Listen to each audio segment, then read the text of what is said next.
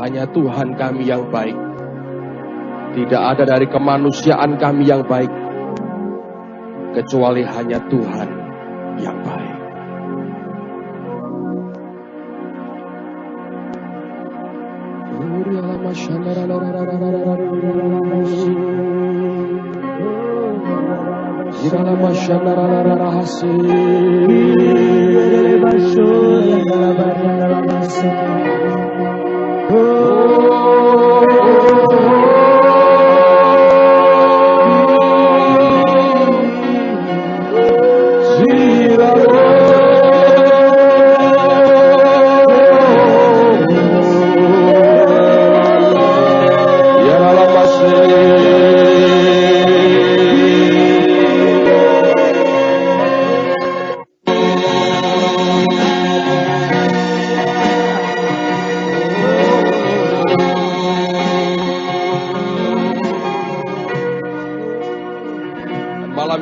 Berdoa demi nama Yesus, curahkan roh hikmat dan wahyu, supaya semua kami mampu mengerti akan isi hati-Mu Tuhan.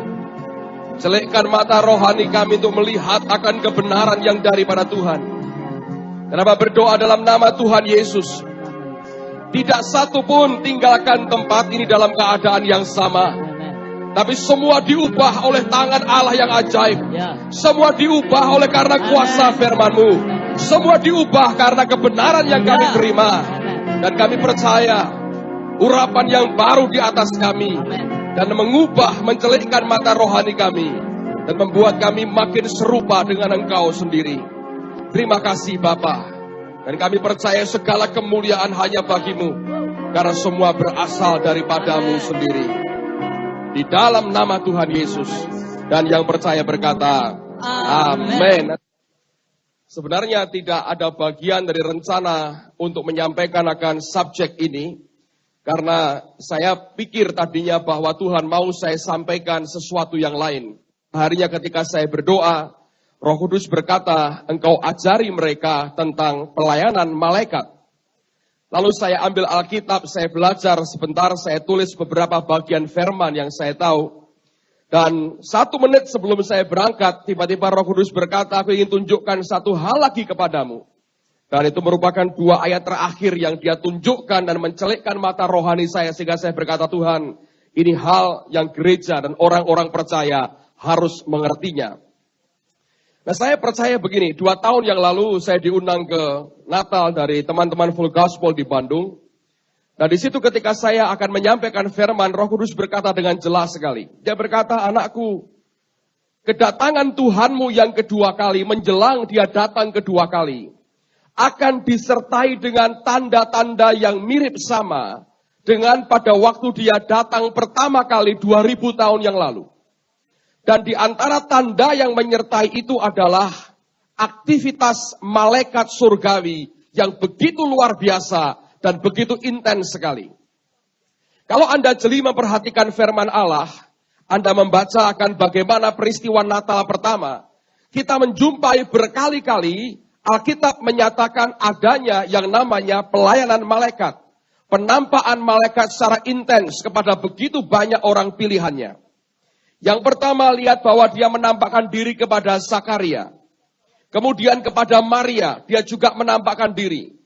Kepada Yusuf dalam mimpi berkali-kali Dia menampakkan dirinya. Kepada gembala di padang, bukan hanya satu, tapi dalam jumlah banyak.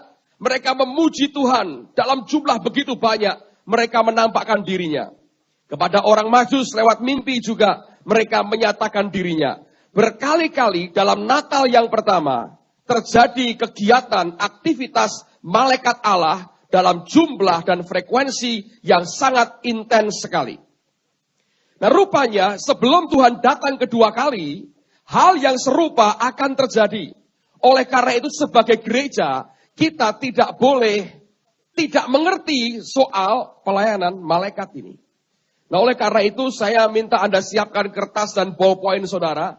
Saya akan ajak kita melihat cukup banyak ayat. Saya akan coba jelaskan sesederhana mungkin, paling tidak memberikan kita gambaran, sehingga ketika kita menjumpai fenomena yang aneh dari penampakan dan kegiatan malaikat, Orang Kristen tidak bingung, tapi dia ngerti persis apa yang sedang terjadi. Ini harus terjadi sebelum Yesus datang yang kedua kali. Nah, sebelum itu mari kita lihat dulu dalam Yohanes pasal yang ketiga. Injil Yohanes pasal yang ketiga. Saya akan baca mulai ayat 25, 26, dan 27.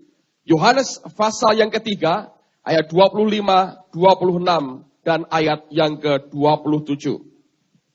Anda buka Alkitabmu, Anda baca di sana, saya ingin bacakan buat saudara.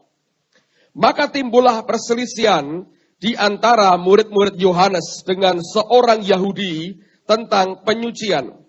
Lalu mereka datang kepada Yohanes dan berkata kepadanya, Rabi, orang yang bersama dengan engkau di seberang sungai Yordan, dan yang tentang dia engkau telah memberi kesaksian, dia membaptis juga dan semua orang pergi kepadanya. Jawab Yohanes, mari kita baca sama-sama. 2, 3. Tidak ada seorang pun yang dapat mengambil sesuatu bagi dirinya kalau tidak dikaruniakan kepadanya dari sorga. Saya ulang lagi, Anda perhatikan pada Alkitabmu. Jawab Yohanes, tidak ada seorang pun yang dapat mengambil sesuatu bagi dirinya kalau tidak dikaruniakan kepadanya dari sorga.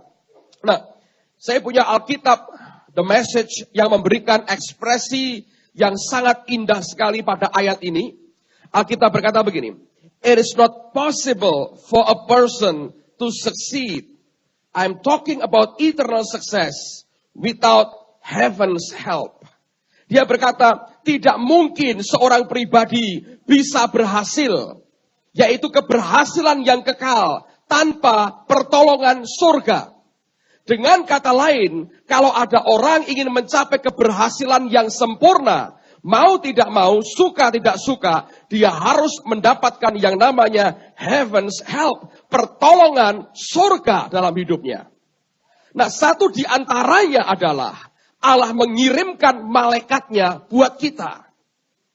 Subjek ini jarang dibicarakan, tapi Tuhan dorong saya begitu kuat, karena dia berkata, aku segera datang. Dan salah satu kegiatan yang paling kuat, yang paling menyolok sebelum Tuhanmu datang adalah aktivitas malaikat dengan cara yang sangat intens akan Tuhan nyatakan untuk membuat gerejanya berhasil dan mencapai garis akhir di hadapan Tuhannya. Amen. Karena Alkitab berkata, tidak mungkin seorang pribadi bisa berhasil dalam keberhasilan yang kekal kalau tidak mendapat yang namanya pertolongan surgawi dalam kehidupannya. Kalau kita bisa berhasil di hadapan Allah oleh karena kita mendapatkan yang Alkitab katakan sebagai heaven's help, pertolongan surgawi. Nah, satu di antaranya adalah malaikat. Sekarang kita lihat Ibrani pasal yang pertama. Ibrani pasal yang pertama, lihat pada ayat yang ke-14. Ibrani pasal yang pertama, lihat pada ayat yang ke-14. Bukankah mereka semua adalah roh-roh yang melayani, yang diutus untuk melayani mereka, yang harus memperoleh keselamatan? Kalau Anda baca perikopnya, judulnya adalah Anak Allah lebih tinggi daripada malaikat-malaikat. Alkitab bicara tentang malaikat pada bab ini. Lalu pada ayat yang ke-14, ada pertanyaan yang merupakan statement sebetulnya, yang berkata begini. Bukankah mereka, yaitu para malaikat tadi, semua adalah roh-roh yang melayani, yang diutus untuk melayani mereka, yang harus memperoleh keselamatan? Amplified Bible berkata begini, Are not the angels all ministering spirits? Bukankah semua malaikat itu adalah roh-roh yang melayani? Sent out in the service of God, diutus dalam pelayanan Allah, for the assistance of those who are to inherit salvation, yang diutus untuk membantu, melayani mereka yang berhak mewarisi keselamatan. Dengan kata lain, para malaikat itu memang diutus dalam suatu tugas Allah sendiri, dan tugasnya jelas, yaitu untuk memberikan assistance, pertolongan, dukungan, bantuan, pelayanan.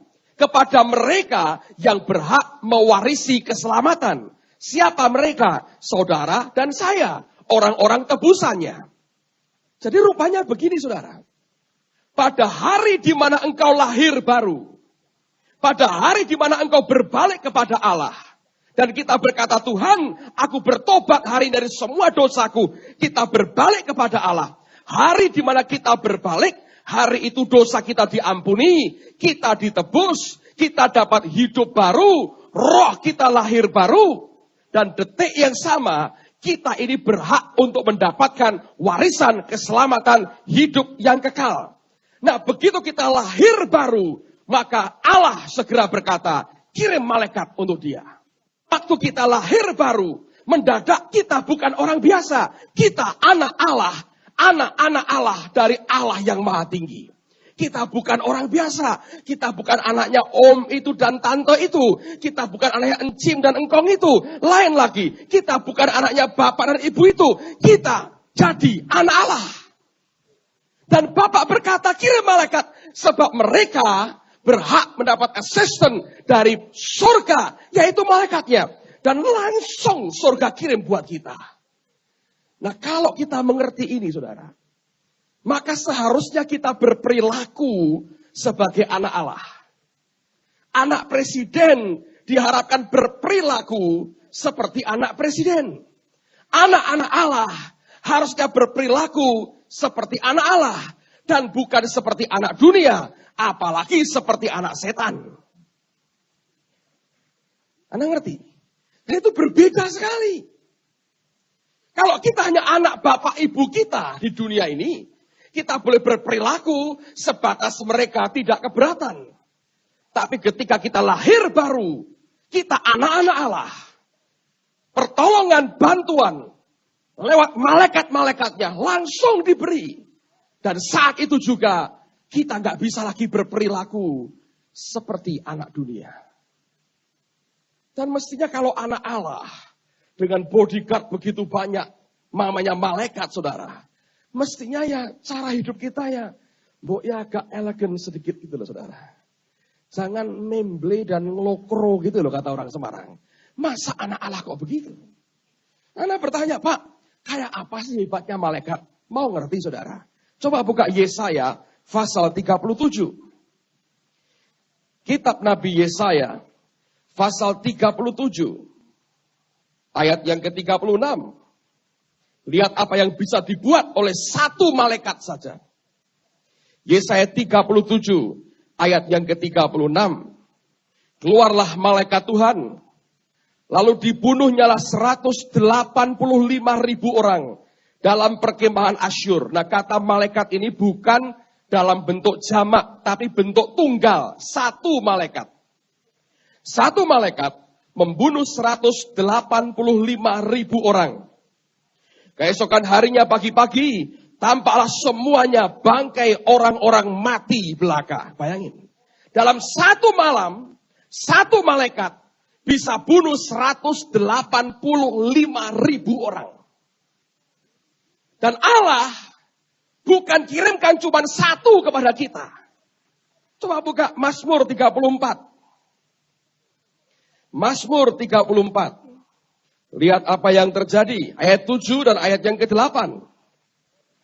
Mazmur 34. Ayat 7 dan ayat yang ke-8. Orang yang tertindas ini berseru dan Tuhan mendengar. Yang menyelamatkan dia dari segala kesesakannya. Ayat 8.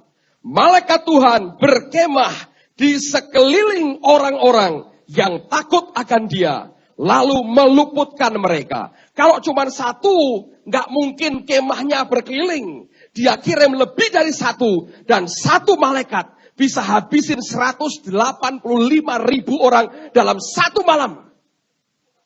Orang Semarang bilang diijeni, saudara. 185.000 diijeni. Satu til. Orang Surabaya berkata, sitok malaikatnya, teman-teman, saudara. 185.000. Semalam, dia habisin semua. Kepada kita, dia beri malaikat berkeliling sekitar kita. Tapi Kristen ini, saudara, dikitari kayak begitu. Masih omongannya. Nggak elegan sama sekali. Bodyguardnya hebat. Yang dikawal memble. Utang itu. Piye toh? Bodyguardnya hebat-hebat kok. Nembung utang, saudara. Aku mau utangi mana ya? Piye kabarnya apa-apa? Duit terang. Loh, piye toh? Iki anaknya sopo? Pengawalnya hebatnya kayak begitu. Doyan utang. Lah, kamu belum bayar toh? Ya lain kali hitung-hitungan. Tapi punya duit gak sekarang? Loh, bayangin saudara. Yang kawal hebat-hebat keliling. Tahu orang Kristen kalau kaget latahnya aneh-aneh. Kaget. Mami loh. Mami diundang-undang. Saya pernah ketemu satu orang. Kalau kaget, teriaknya apa? Ayam. Oh, ayamnya siapa? Kok kalau kaget tuh haleluya. Gitu loh saudara. Hidup tuh agak elegan sedikit gitu loh. Yang ngawal hebat kok. Yang dikawal kok. Duit. Saya gak bisa ngerti itu saudara. Cuma isinya nangis. Meratap. Tidak berdaya.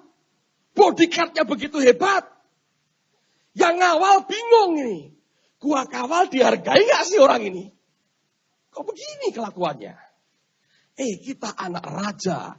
Di atas segala raja, saudara. Yesus Kristus itu kakak sulung kita.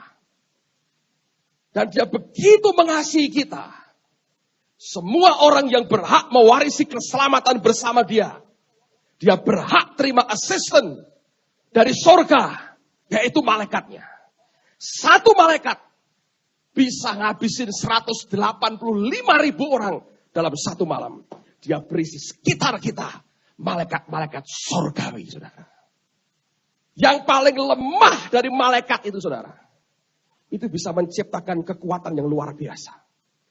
Mau dengar cerita? Tak ceritain, saudara. Ini cerita favorit saya. Anda boleh percaya, boleh tidak.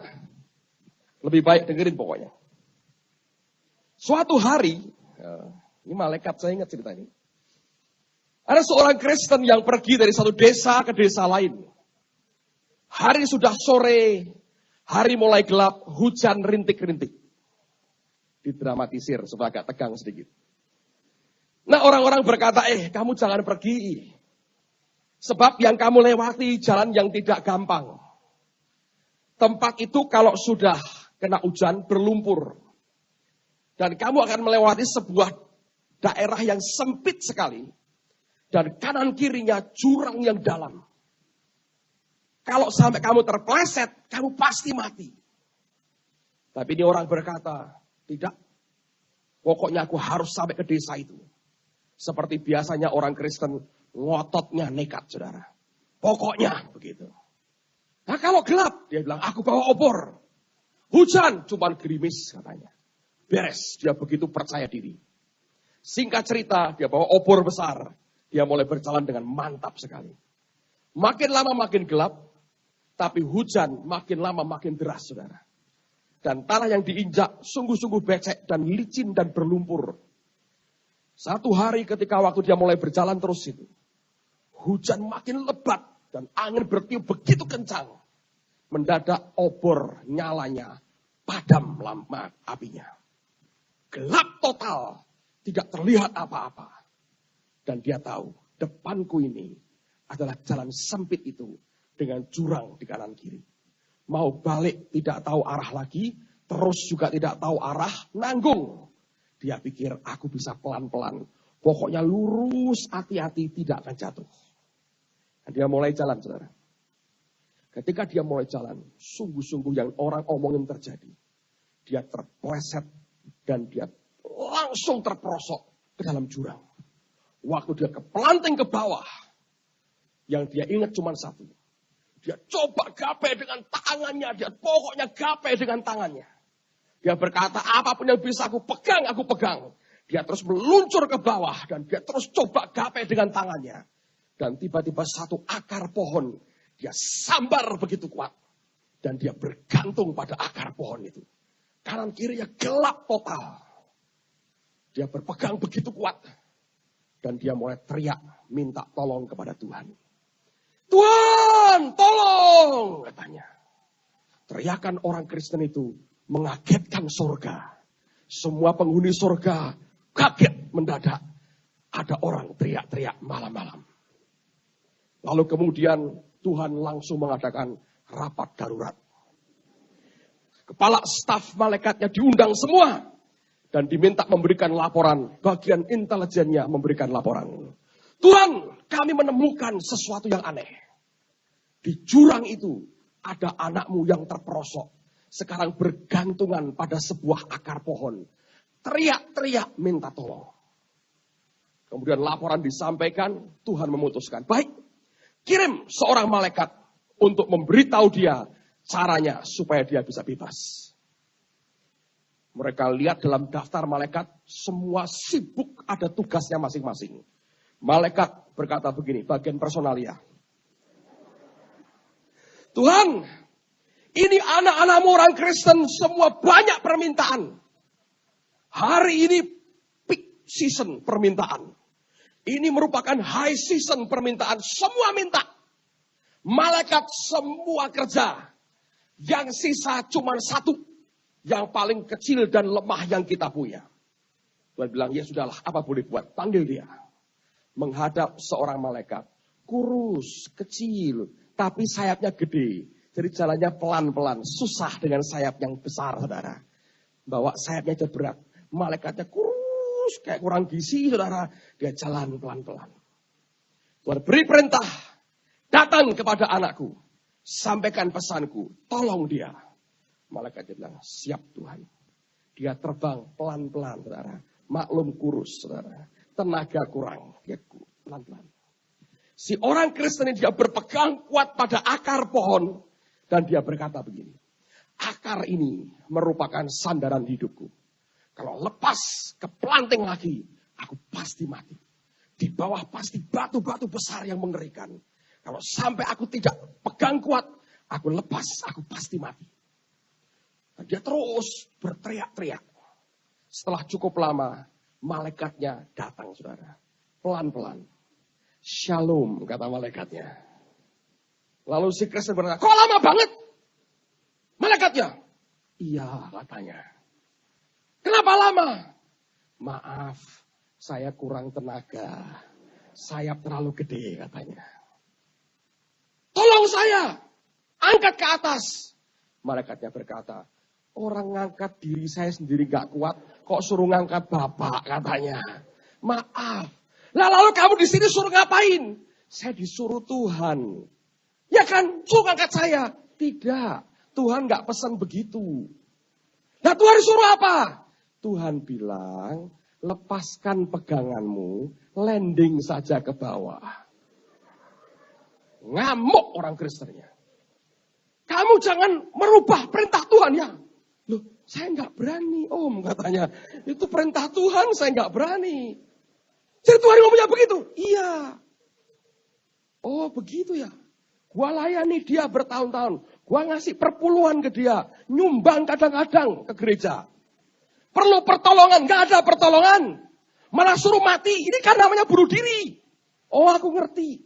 Kalau nanti aku mati. Kamu suruh nonton aku balik ke surga kan? No way katanya. Hidupku masih 1000 tahun lagi. Wah. Khairul Anwar saudara. Karena tahu apa yang terjadi? Malaikatnya diem aja. Kan rendah hati malaikat soalnya. Dia bilang. Kalau Tuhan gak mau tolong, ngomong, gak usah nolong. Gua kuat kok, sendiri di sini. Ya om katanya. Nah kalau tahu gitu, gak perlu kamu kesini. Pulang sana, pulang katanya. Pulang, ya pulang. Gua gak butuh kamu. Malaikat sakit hati saudara.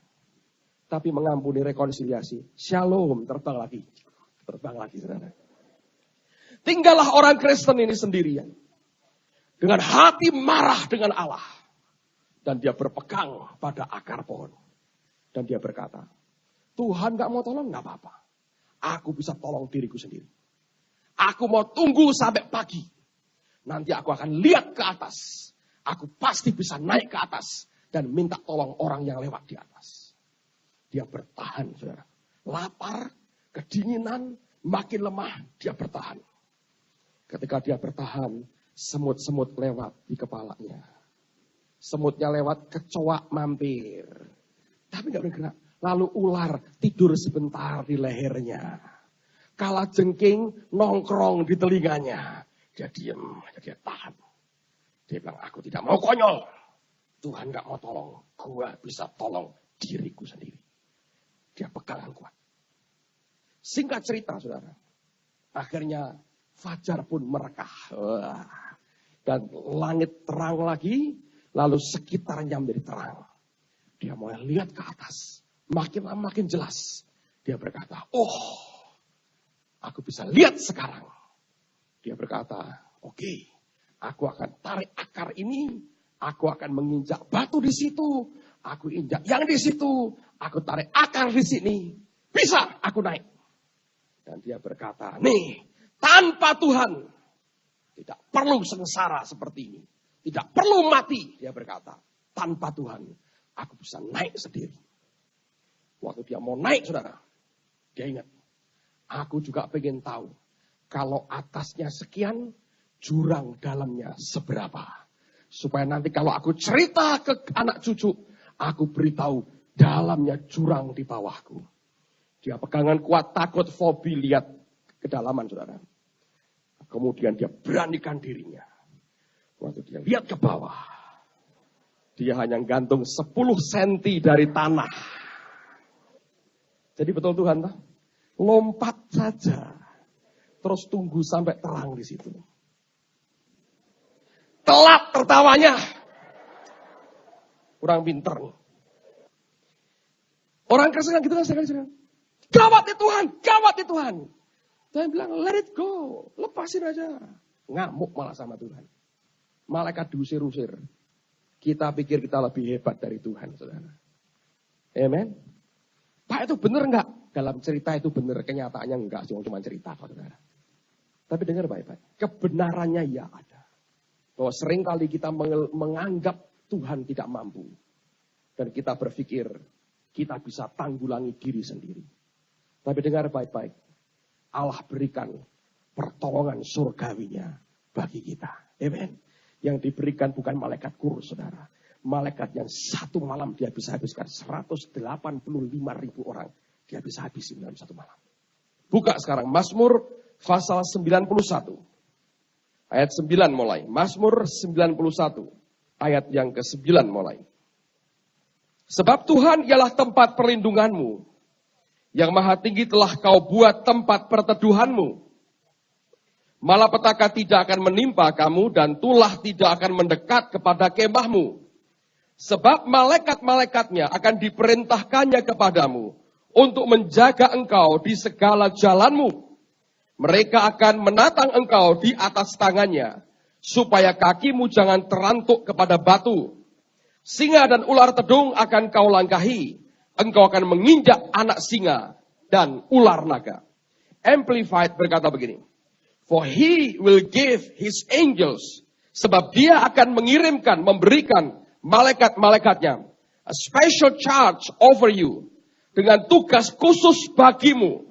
Untuk apa? To accompany, untuk menyertai, and defend, dan mempertahankan, and preserve, dan memelihara, and preserve you, dan memelihara engkau, in all your ways of obedience and service. Dalam segala jalan-jalan ketaatan dan pelayananmu. Selama kita jalan dalam jalan ketaatan dan jalan pelayanan, maka malaikat dikirim kepada kita. Yang pertama untuk accompany kita, untuk menyertai kita, untuk defend kita, untuk pertahanan kita, dan untuk memelihara kita. Dan itu merupakan janji Allah yang luar biasa. Nah, itu realita, saudara. Itu bukan khayalan. Itu bukan angan-angan. Tapi itu realita. Hanya mata jasmani kita saja tidak mampu melihatnya. Nah, kalau Anda ingat apa yang pernah saya saksikan beberapa waktu yang lalu. Apa yang saya alami pada tanggal 23 Desember tahun lalu. Pulang dari kebaktian, badan saya nggak karuan, saudara. Malam itu saya jalan kaki masuk rumah. Seperti badan itu sudah nggak sinkron lagi. Gosok gigi bisa kacau begitu. Bayangin. Saya tidur malam itu. 2:30 pagi kira-kira saya terbangun. Dan saya kaget karena saya lihat dengan mata jasmani, mata telanjang, saudara. Antara saya dan istri saya, itu ada tengkorak, utuh. Dan kepalanya noleh ke saya begini. Anda pernah dirayu tengkorak? Mendadak saya tahu, ini roh maut. Langsung hilang, saudara. Saya ke kamar mandi, terus saya ambil minum, selesai minum, saya jalan mau naik ke tempat tidur lagi. Ini yang saya lihat, saudara. Mendadak yang terjadi. Jarak 3 meter dari saya, ngelingkar. Terjadi peperangan rohani yang luar biasa. Sampai telinga saya bisa dengar suara logam beradu. Saudara. Rame sekali, jarak 3 meter. Tapi musuh gak bisa mendekat. Hanya bertahan 3 meter di sekitar saya. Anehnya, saya gak pengen nengking, gak pengen teriak-teriak sembayang, gak pengen bangunin istri saya hanya berkata begini, wih, ini loh yang namanya Tuhan berperang bagi kita. Lalu dari perut ini bisa keluar nembak kayak roket 3 kali. Ikut perang, saudara. Ramenya luar biasa. Tapi ini hati ini kayak dibungkus Tuhan. Jadi nggak bergeming apa-apa. Tak tinggal tidur, saudara. 2 jam lagi bangun lagi, lihat lagi seperti itu. Luar biasa. Tapi nggak bisa dekat. Ketika pagi saya bangun, semuanya hilang. Saya ngomong istri saya, kayak masuk ruang doa kami sembahyang. Dan peperangan rohaninya luar biasa. Setan itu masuk di ruang doa. Gede, hitam gede. Kami peperangan rohani dan dia kabur. Waktu dia pergi, saya berkata begini. Kita menang. Pasti akan ada akibat dalam hidup saya dan pelayanan saya. Sebab kalau Anda ingat peristiwa tahun 95 misalnya. Yang saya alami, saya ngalami hal yang sama di Amerika. Begitu itu peristiwa saya menang. Keuangan gereja mengalami terobosan yang dahsyat sekali sampai hari ini. Dan waktu Desember akhir itu, saya berkata, aku menang. Saya berkata, Tuhan, aku pengen lihat apa yang akan terjadi. Yang saya alami dan kami lihat sekarang ini adalah Tuhan berikan jiwa-jiwa di tengah-tengah kita. Amen, saudaraku. Ini luar biasa. Breakthrough, boom, jebol. Karena peperangan rohani. Tapi siapa yang perang? Angels. 3 meter. Gak bisa dekat lagi dari luar biasa. Saudara. Keterobos sedikit pun tidak. Hebat sekali. Makanya saya berkata, kekristenan itu bukan filosofi. Itu realita buat kita. Saudara dan saya dipanggil jadi anak-anak Allah. Dan Allah sediakan pertolongan surga buat kehidupan kita. Nah, malaikat ini ternyata bukan kayak robot. Yang makan. Enggak, saudara. Mereka itu pribadi. Yang ternyata punya perhatian yang besar terhadap anak-anak Allah. Dan mereka punya kerinduan yang besar. Melihat apa yang Tuhan janjikan tergenapkan dalam kehidupan kita, saudara. Coba buka ayat ini luar biasa. Sakaria pasal yang pertama. Saya akan bacakan perlahan-lahan supaya Anda ngerti akan maksudnya. Lalu saya akan jelaskan lebih jauh. Sakaria pasal yang pertama mulai ayat yang ke-7. Sakaria pasal pertama, lihat mulai ayat yang ke-7. Sudah, Anda lihat Alkitabmu, saya bacakan perlahan-lahan, ntar saya jelaskan. Pada hari yang ke-24, dari bulan yang ke-11 itulah bulan Shebat. Pada tahun yang kedua zaman Darius, datanglah firman Tuhan kepada Nabi Sakaria bin Berekia bin Ido bunyinya. Dari malam aku mendapat suatu penglihatan. Tampak seorang yang menunggang kuda merah. Dia sedang berdiri di antara pohon-pohon murat yang di dalam jurang. Dan di belakangnya ada kuda-kuda yang merah jambu dan yang putih. Maka aku bertanya, apakah arti semuanya ini, ya Tuanku? Lalu malaikat yang berbicara dengan aku menjawab, aku ini akan memperlihatkan kepadamu apa arti semuanya ini. Orang yang berdiri di antara pohon-pohon murat itu mulai berbicara katanya, inilah mereka semua yang diutus Tuhan untuk menjelajahi bumi. Berbicaralah mereka kepada malaikat Tuhan yang berdiri di antara pohon-pohon murat itu katanya, kami telah menjelajahi bumi dan sesungguhnya seluruh bumi itu tenang dan aman. Lalu Anda perhatikan ayat 12. Berbicaralah malaikat Tuhan itu katanya. Ya, siapa saudara? Tuhan semesta alam. Jadi malaikat ini ngomongnya kepada siapa? Kepada Tuhan. Malaikat ngomong ke Tuhan. Dengerin saudara. Berbicaralah malaikat Tuhan itu katanya. Ya Tuhan semesta alam. Berapa lama lagi engkau tidak menyayangi Yerusalem dan kota-kota Yehuda yang telah 70 tahun lamanya kau murkai itu? Lalu kepada malaikat yang berbicara dengan aku itu, Tuhan menjawab dengan kata-kata yang ramah dan menghiburkan. 14. Berkatalah kepadaku malaikat yang berbicara dengan aku ini, serukanlah ini. Beginilah firman Tuhan semesta alam. Sangat besar usahaku untuk Yerusalem dan Sion, tetapi sangat besar murkaku terhadap bangsa-bangsa yang merasa dirinya aman, yang sementara aku murka sedikit telah membantu menimbulkan kejahatan.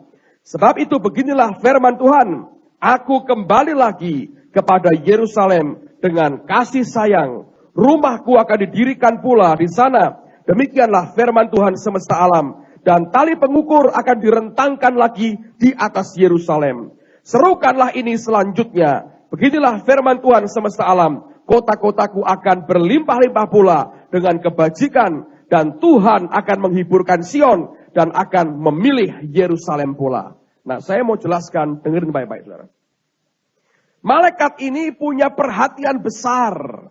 Dia ingin melihat bagaimana Yerusalem, Sion, Yehuda, Israel dipulihkan lagi.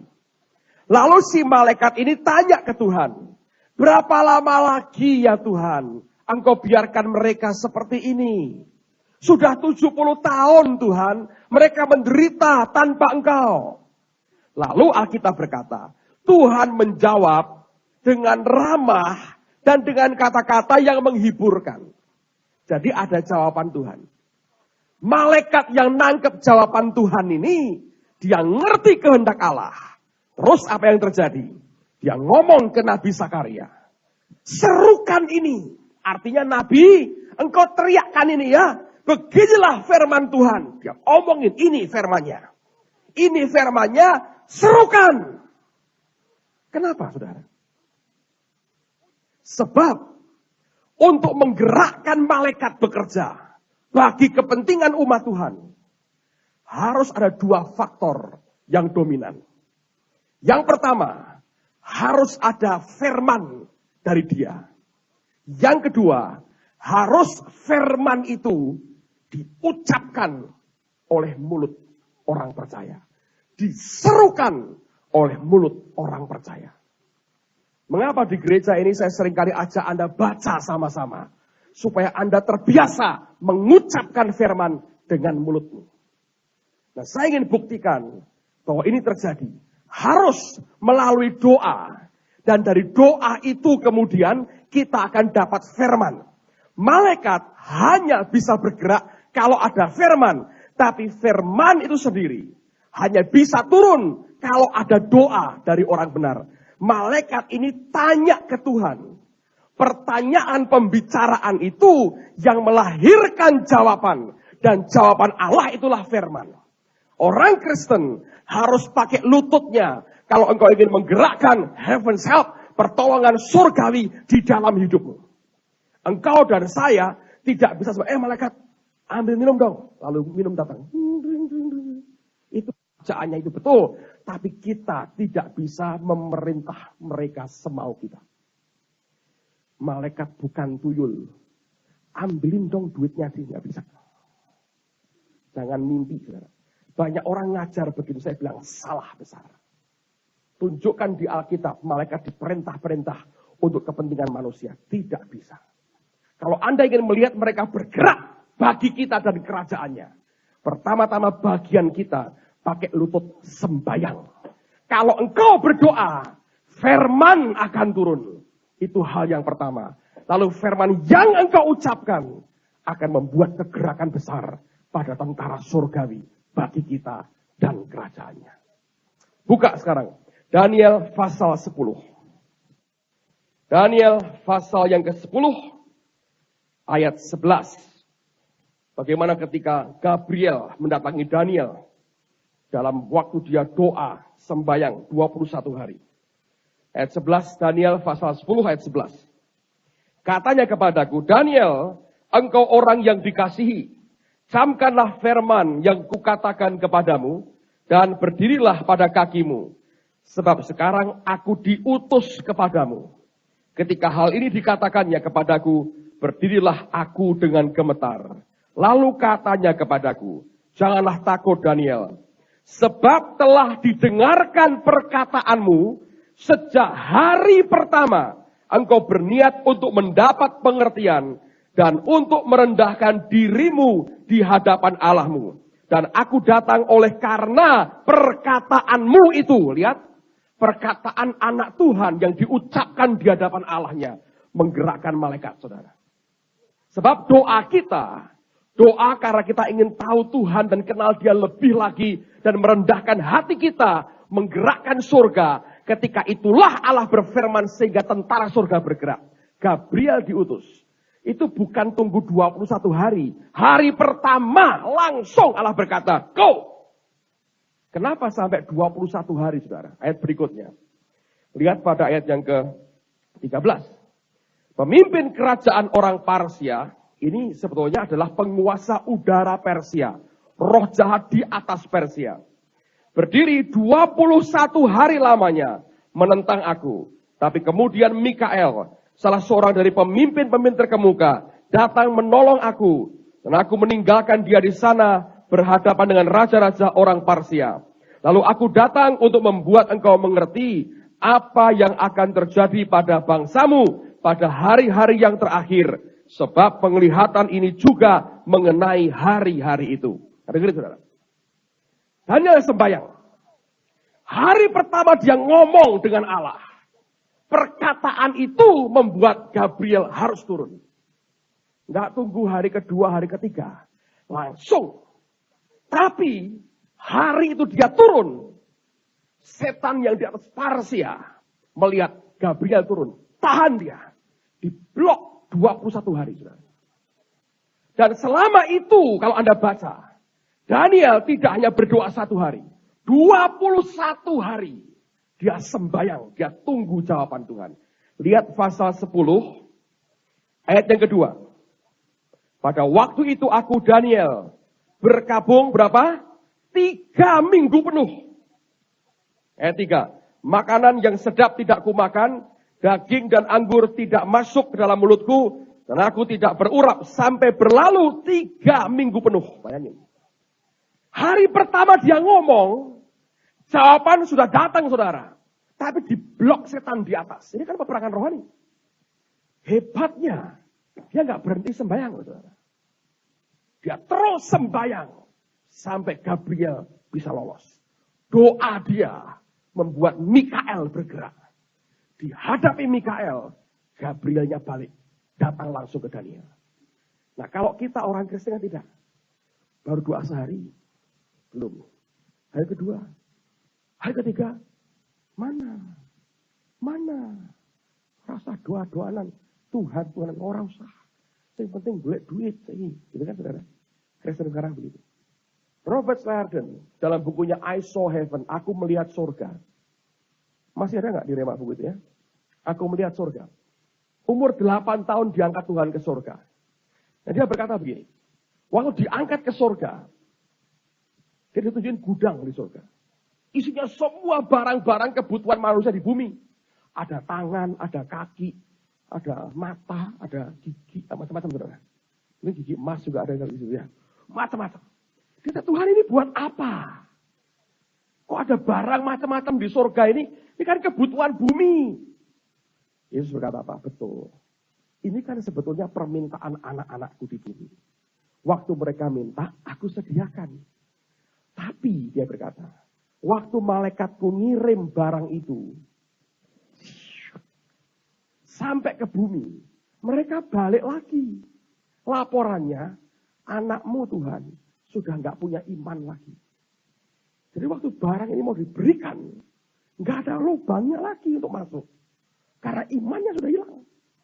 Malah mana? Balik saudara. Siapa yang kira-kira barangmu masih nongkrong menuin gudangnya surga, bertobat dari ini, saudara. Ngerti? Ini sungguh terjadi, loh, saudara. Karena doa, malaikat itu bergerak. Buka coba Kisah Rasul pasal 12. Kisah Rasul pasal 12. Ayat pertama sampai dengan ayat yang ke-7. Kisah Rasul pasal 12.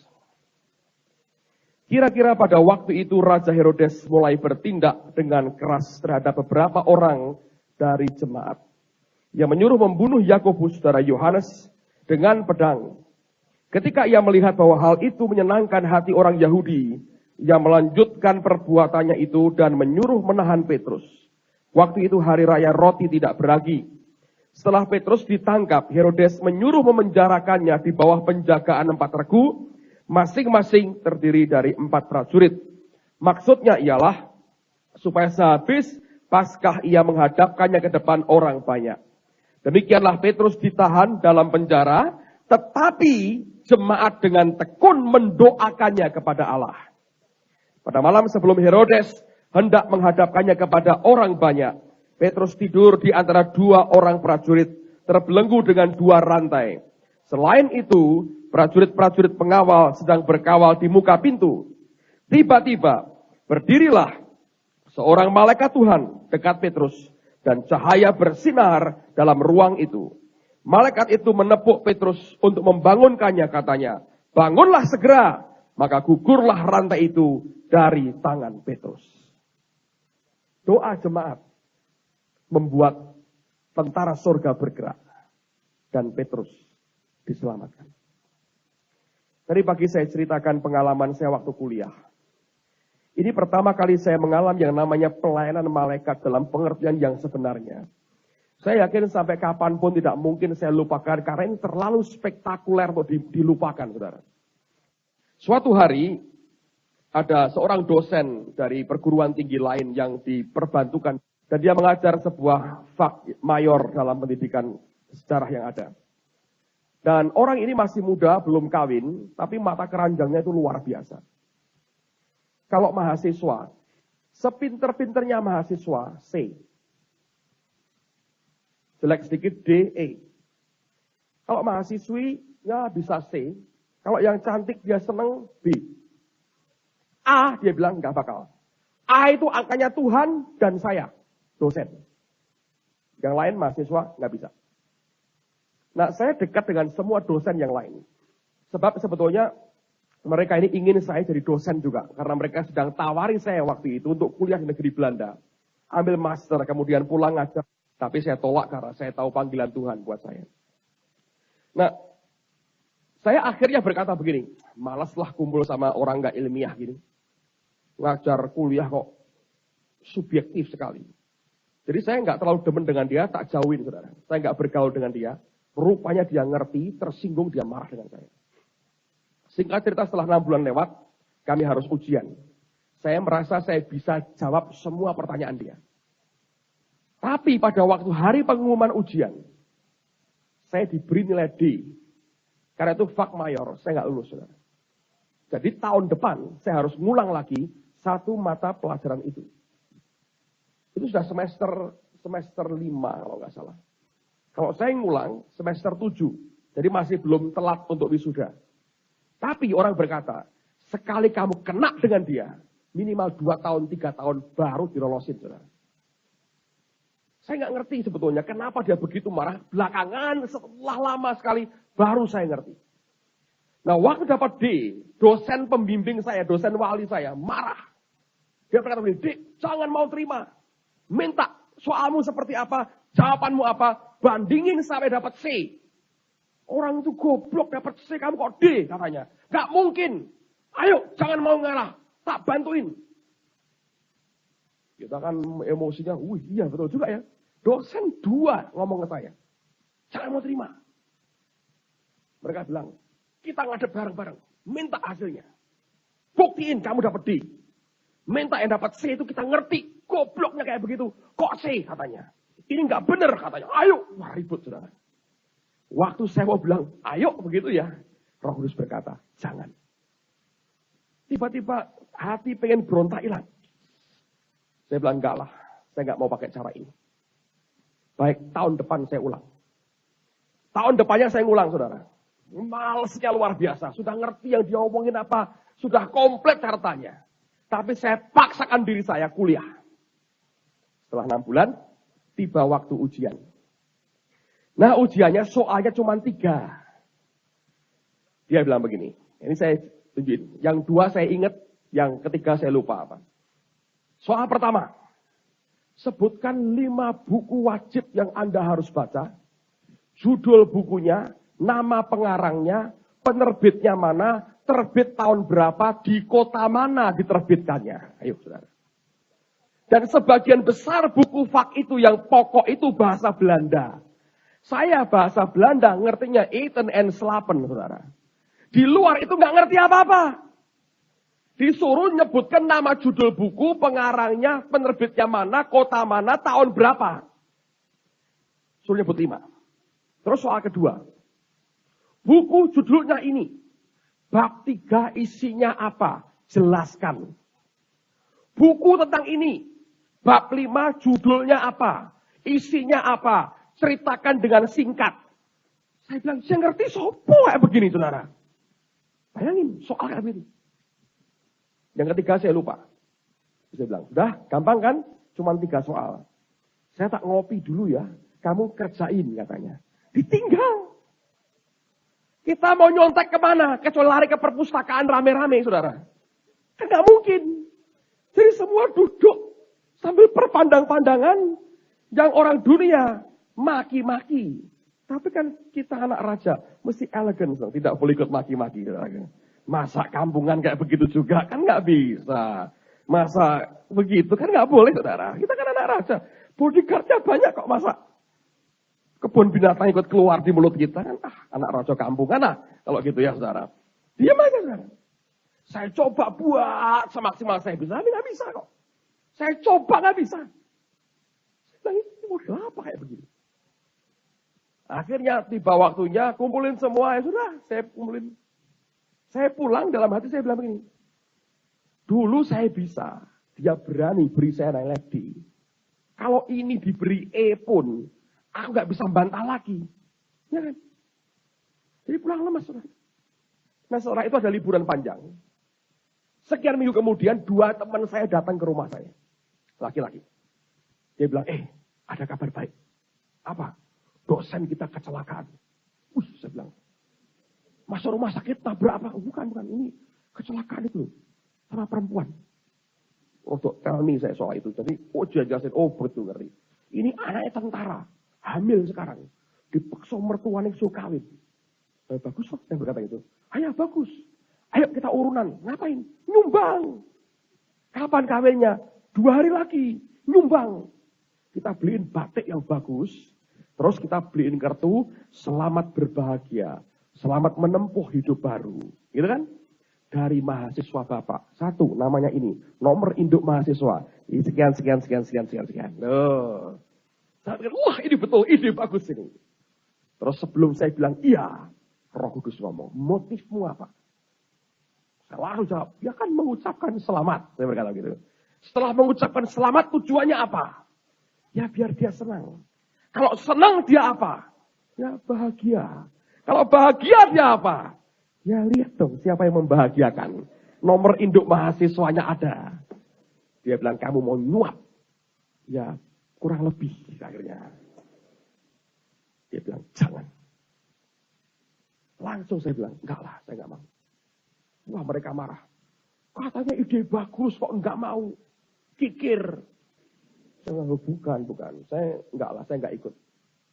Ya mereka pulang. Saya masuk kamar, terus sore kira-kira 2:30 jam 3. Saya lupa. Saya sembahyang, Tuhan, aku hadapkan persoalanku seperti ini. Dan tiba-tiba Ibrani 1:14 tadi muncul, saudara. Aku ngerti, aku diberi malaikat. Karena aku berdoa, saya sembahyang gini, saudara. Ini pertama kali saya praktek, saya sembahyang gini. Tuhan, aku tahu ini rema dari Tuhan. Dan saya berkata begini, dalam nama Yesus, Bapak kirim 2 malaikat. Suruh cari dosenku ini. Nggak tahu lagi di mana. Cari sampai ketemu, terus malaikat itu nongkrong di telinga kanan dan kirinya. Dan bisikin terus di telinga dosen saya ini. Ngomongnya begini, Petrus Agung harus diberi nilai A. Loh, kalau mau mujizat jangan nanggung-nanggung, saudara. Iya kan? Harus diberi nilai A. Jangan berhenti ngomong, dia lagi tidur, dia makan, dia di WC, dia ngapain lah, terserah. Ngomong terus, jangan berhenti, sampai dia tulis nilai saya A. Amin, dalam nama Yesus. Wah, saya tahu, malaikatnya langsung terbang. Wah. Sekian minggu kemudian, tiba waktu untuk pengumuman. Dan setelah doa, hati saya damainya luar biasa. Saya ke kampus, dua teman saya berkata gini, wah kamu goblok sih gak mau katanya. Kamu nyumbang. Aku minta duit bapakku di desa katanya. Nyumbang batik halus, tak kasih nomor induk mahasiswa. Terus dia seneng. Wah dia seneng sekali. Aku disuguhi makan di rumahnya dia. Iya kamu nyumbang ya disuguhi makan. Saya berkata, enggak tapi ini wah, luar biasa. Jam 10 pagi, ruangan hasil ujian ditempel, dibuka saudara. Saya masuk lari ke dalam. Yang saya cari lembar pengumuman dari guru ini, dosen ini. Anda tahu? Ada 40 mahasiswa kurang lebih yang ikut waktu itu.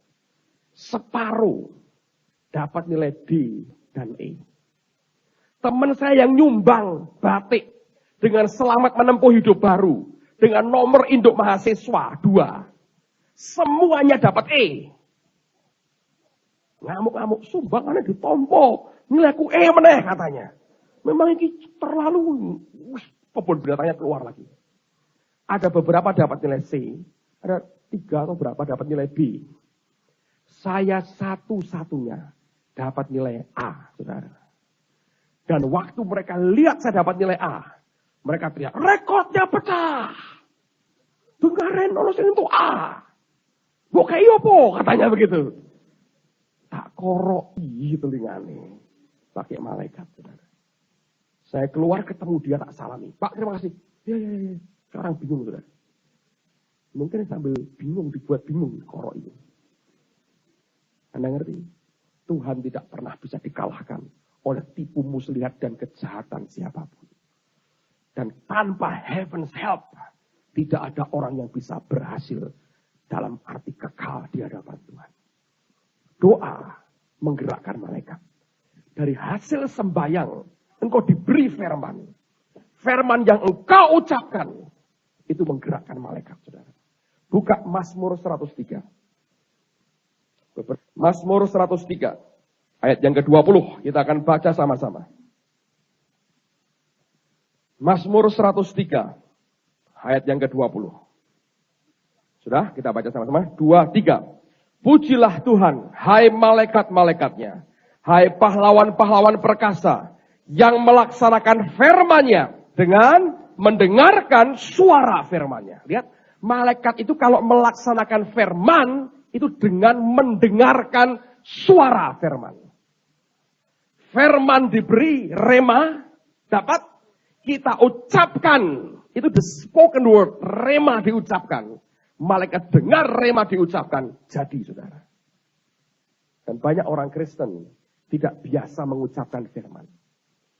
Makanya kalau Anda baca Alkitab, begitu ada rema didapat, ucapkan itu saudara. Sebab Alkitab berkata, para malaikat itu melaksanakan firman-Nya dengan mendengarkan suara firman-Nya. Ketika dia dengar suara firman, rema diucapkan oleh anak-anaknya, dia lakukan, saudara. Amsal berkata, hidup dan mati dikuasai lidah. Siapa suka menggemakan, dia akan makan apa? Buahnya. Nah, oleh karena itu kalau ngomong, kita sebagai orang Kristen, Anda mesti hati-hati. Coba buka Pengkhotbah pasal 5. Kita nggak boleh sembarangan berbicara. Karena kita dikelilingi oleh makhluk surgawi. Pengkhotbah 5, lihat mulai ayat yang pertama. Sampai dengan ayat yang kelima. Pengkhotbah 5, ayat yang pertama sampai dengan ayat yang kelima. Janganlah terburu-buru dengan mulutmu dan janganlah hatimu lekas-lekas mengeluarkan perkataan di hadapan Allah. Karena Allah ada di surga dan engkau di bumi. Oleh sebab itu biarlah perkataanmu sedikit. Karena sebagaimana mimpi disebabkan oleh banyak kesibukan. Demikian pula percakapan bodoh disebabkan oleh banyak perkataan. Kalau engkau bernasar kepada Allah, janganlah menunda-nunda menepatinya, karena ia tidak senang kepada orang-orang bodoh. Tepatilah nasarmu. Lebih baik engkau tidak bernasar daripada bernasar, tetapi tidak menepatinya. Janganlah mulutmu membawa engkau ke dalam dosa, dan janganlah berkata di hadapan utusan Allah bahwa engkau khilaf. King James menerjemahkan, before the angel of the Lord. Utusan Allah itu the angel of the Lord, malaikat Tuhan. Janganlah berkata di hadapan malaikat Allah bahwa engkau khilaf. Apakah perlu Allah menjadi murka atas ucapan-ucapanmu dan merusakkan pekerjaan tanganmu? Jangan ngomong sembarangan. Semua perkataan kita ini berakibat. Hidup dan mati dikuasai lidah. Siapa suka menggemakan, dia makan buahnya. Malaikat bergerak, dia dengar firman, dan dia dengar suara firman itu. Dia bergerak. Setiap ada rema yang diucapkan, membuat malaikat bergerak. Tanpa Anda perintahkan, malaikat gerak, dia langsung bergerak. Sebab itu diberikan kepada kita. Perjanjian baru, lihat lagi, Kisah Rasul pasal 12. Kalau Anda mau tahu sampai di mana seriusnya kita harus menjaga perkataan kita. Kisah Rasul pasal 12. Ayat 21, 22, dan 23. Kisah Rasul pasal 12. Ayat 21, 22, dan 23. Dan pada suatu hari yang ditentukan, Herodes mengenakan pakaian kerajaan. Lalu duduk di atas tahta dan berpidato kepada mereka. Dan rakyatnya bersorak membalasnya. Ini suara Allah dan bukan suara manusia. Apa yang terjadi, saudara? Dan seketika itu juga ia ditampar malaikat Tuhan. Karena ia tidak memberi hormat kepada Allah. Ia mati dimakan cacing-cacing. Bayangin. Pidato ngomong semaunya, saudara. Dianggap dirinya Tuhan, semua orang teriak. Suara Allah, bukan suara manusia. Dia tidak hormat kepada Allah. Malaikat yang ngomong, suara Allah kok kayak gini. Bas! Mati cacingan, saudaraku. Bayangin. Hati-hati kalau Anda bang, mati cacingan. Dimakan cacing. Langsung. Karena perkataan. Perkataan yang benar dari rema engkau ucapkan. Luar biasa hasilnya. Hidup dan mati dikuasai lidah. Siapa suka gemakan, dia makan buahnya. Saya teringat beberapa tahun lalu saya di Surabaya. Saya nginep di rumah Ibu Linda Berat, rumah Pak Berat, saudara. Jam 11 malam saya baru pulang dari kebaktian. Mendadak badan saya capek sekali dan sakit. Tiba-tiba suhu badan saya meningkat tinggi, panas sekali.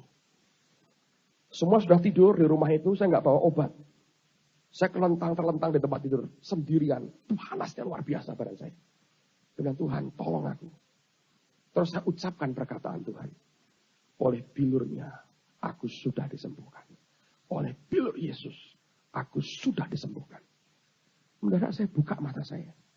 Saya lihat dengan mata. Ada malaikat di sebelah saya. Tanpa sayap. Anak saya yang pertama, waktu dia umur 6 tahun.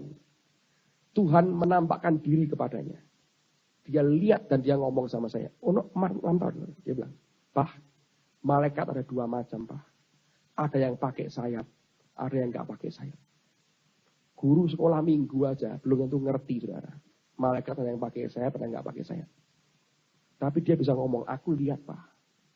Dan dia ceritain Yesus seperti apa wajahnya. Dia bisa cerita detail. Sampai sekarang dia masih ingat pengalaman itu. Yang saya lihat, dia nggak pakai sayap. Muncul di depan saya. Saya tahu itu malaikat dan bukan Tuhan. Dari mana Bapak tahu? Tahu aja.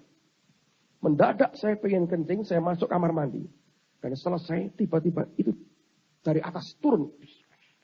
Hilang demamnya. Langsung sembuh. Saudara. Luar biasa. Saya ngalami berkali-kali. Pengalaman-pengalaman real. Ini bukan filosofi. Ini kenyataan, saudara. Dan saya percaya, Roh Tuhan sedang berbicara hari ini.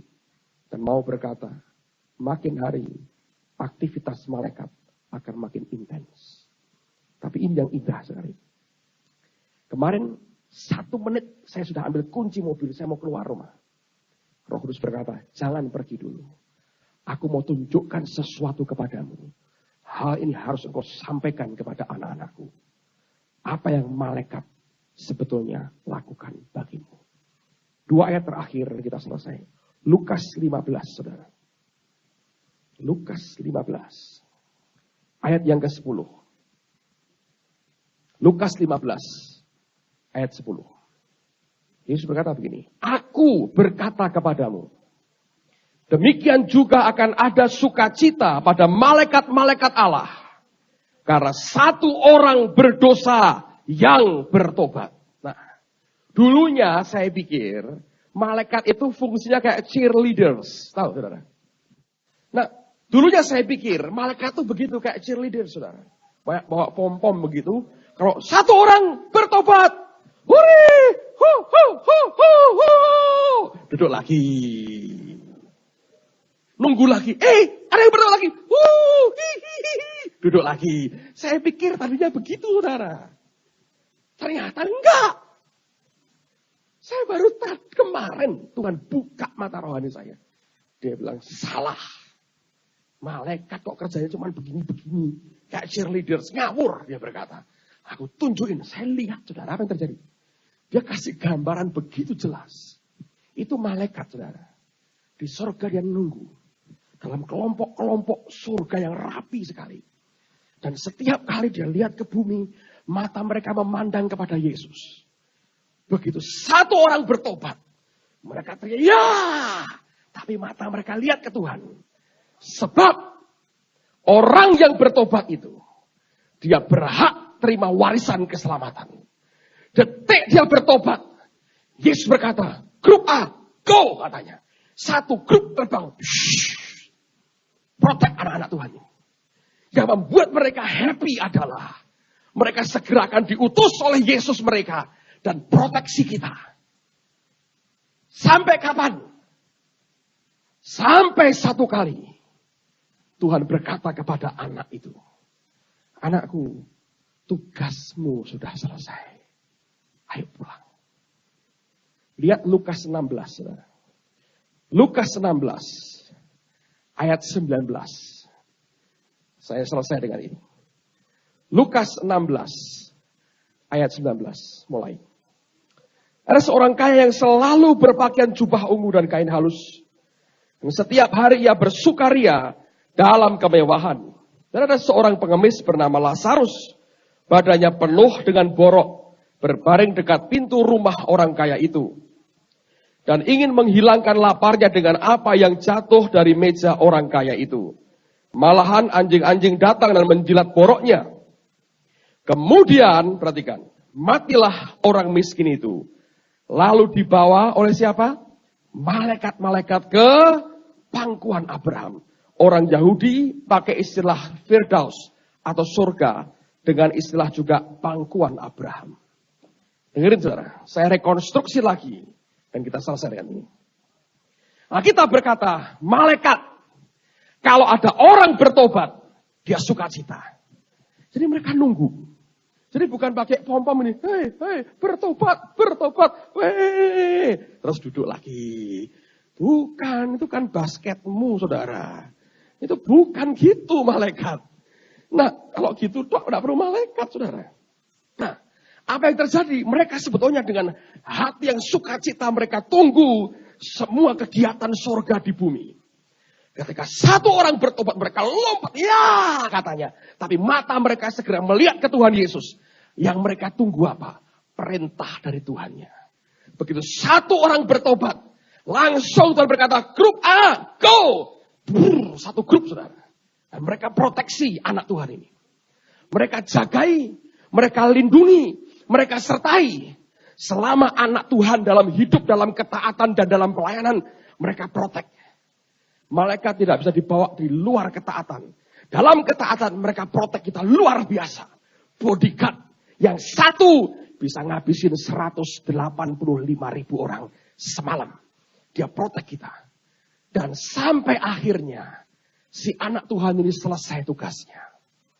Lalu Yesus yang di sorga berkata, anakku, Tugasmu selesai. Ayo pulang ke surga. Si Kristen ini mati. Rohnya keluar dari tubuhnya. Dan malaikat-malaikatnya berkata, halo, ini kami. Give me 5. Pas. Digandeng dan berkata, ayo pulang. Tuhanmu sudah tunggu kita. Let's go. Satu grup bawa pulang. Digandeng, saudara. Ngadep Tuhan. Lapor Tuhan. Grup A sudah kembali. Tugas mission accomplished. Anakmu kami bawa pulang. Kembali kepadamu. Amen, saudara. Beberapa tahun lalu, saya mendoakan seorang ibu. Dia sakit cukup parah. Saya injili dia terima Tuhan. Saya baptis. Dan akhirnya beberapa hari kemudian, dia meninggal dunia. Paginya dimakamkan. Malamnya salah seorang anak laki-lakinya dapat mimpi. Apa yang dia lihat, saudara? Dia lihat mamahnya dipanggul malaikat. Digotong rame-rame. Dia menari, malaikatnya nari. Mamanya kasih salam kepada anaknya. Menari. Anda ngerti? Waktu dia mati. Hanya beberapa hari loh hidup, saudara. Hari itu bertobat. Beberapa hari kemudian dia mati. Saya yakin tetap dia bertobat. Tuhan berkata, go! Satu ragu, saudara. Begitu ibu ini mati. Apa yang terjadi, saudara? Malaikat berkata, hey, ini kami. Give me 5. Si oma ini digandeng oleh malaikat-malaikat. Lalu berkata, ayo pulang. Yesusmu sudah nunggu kamu. Dia bilang, kita rayain yuk. Dipanggil, saudara. Dibawa. Ngadep Tuhan balik. Dan mereka berkata, Tuhan Yesus, mission accomplished. Kami bawa anak. Kira-kira si oma ini berkata, oh, Pak Petrus Agung benar. Ikut Yesus selamat. Selamat ya. Saya bahagia gak? Senang saya, saudara. Satu jiwa dibawa ke Tuhan. Pertanyaan saya adalah, bagaimana dengan saudara? Kalau kapanpun Tuhan berkata, pulang. Waktu rohmu meninggalkan tubuhmu. Yang akan kau lihat siapa, saudara? Pasukan bodyguard surga? Atau kuntilanak, gendruwo, tuyul? Which one? Come on. Yang mana, saudara? Yang mana? Ini serius, saudara. Karena itu menyangkut akan hidup kita selama-lamanya. Yang mana yang akan kita jumpai? Kalau yang saya ceritakan tadi, wow. Itu membuat engkau naik sampai ketemu dengan Yesus. Yang kedua, membuat engkau habis neraka. Oleh karena itu malam hari ini, izinkan saya berdoa buat setiap saudara yang kau masih berkata begini, aku sebetulnya masih ragu-ragu loh. Kalau aku mati, apakah sungguh aku akan ke surga? Hari ini firman disampaikan buat saudara. Kalau ada satu atau dua yang masih ragu-ragu akan keselamatannya, malam hari ini saya undang Anda terima Yesus dalam hidupmu. Hanya kalau engkau terima Tuhan, engkau lahir baru, engkau bertobat dari dosamu. Engkau orang yang berhak mewarisi akan keselamatan. Dan pasukan malaikat itu jadi jatahmu, saudara. Satu hari kapanpun itu, Tuhan berkata, pulang anakku. Waktu roh kita meninggalkan tubuh kita, malaikat-malaikat akan berkata, hai, ini kami yang selama ini menyertai kamu. Ini loh kami yang diceritain Pak Petrus Agung. Hari Minggu tanggal 6 Juni 99. Oh kalian loh. Anda salaman sebentar dengan mereka. Anda akan digandeng, dibawa pulang. Hanya orang yang percaya Yesus yang akan terima ini. Kalau tanpa itu, saudara, rohmu keluar. Engkau bilang, ini kok ada makhluk-makhluk kayak begini. Tiba-tiba kau diseret habis.